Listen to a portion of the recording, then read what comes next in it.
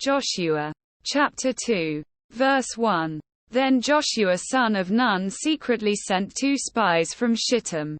Go, look over the land, he said, especially Jericho. So they went and entered the house of a prostitute named Rahab and stayed there. Verse 2. The king of Jericho was told, look, some of the Israelites have come here tonight to spy out the land. Verse 3. So the king of Jericho sent this message to Rahab. Bring out the men who came to you and entered your house, because they have come to spy out the whole land. Verse 4. But the woman had taken the 2 men and hidden them. She said, yes, the men came to me, but I did not know where they had come from. Verse 5. At dusk, when it was time to close the city gate, they left. I don't know which way they went. Go after them quickly. You may catch up with them. Verse 6. But she had taken him up to the roof and hidden him under the stalks of flax she had laid out on the roof. Verse 7. So the men set out in pursuit of the spies on the road that leads to the fords of the Jordan. And as soon as the pursuers had gone out, the gate was shut. Verse 8. Before the spies lay down for the night, she went up on the roof. Verse 9. And said to them, I know that the Lord has given you this land and that a great fear of you has fallen on us, so that all who live in this country are melting in fear because of you. Verse 10.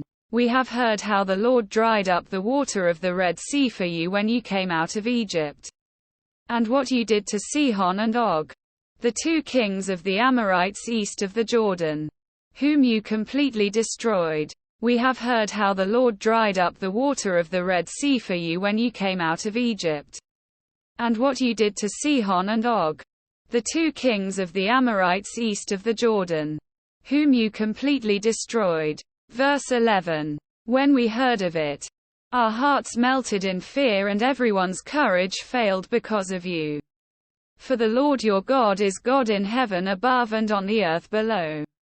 Verse 12. Now then, please swear to me by the Lord that you will show kindness to my family, because I have shown kindness to you.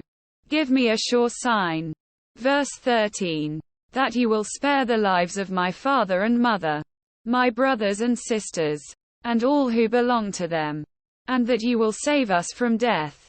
Verse 14. Our lives for your lives.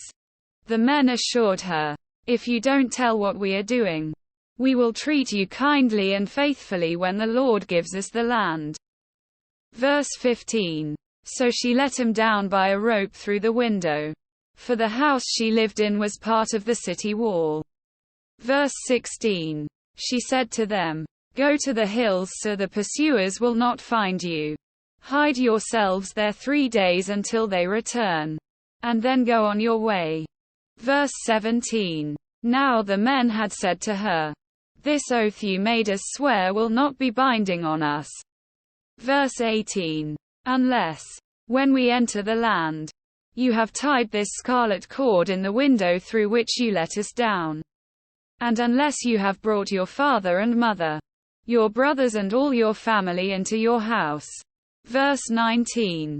If any of them go outside your house into the street, their blood will be on their own heads.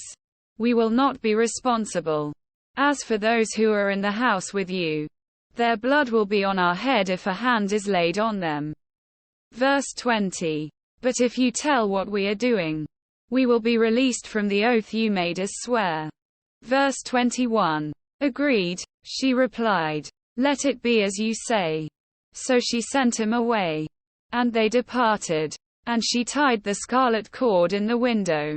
Verse 22. When they left, they went into the hills and stayed there 3 days, until the pursuers had searched all along the road and returned without finding them.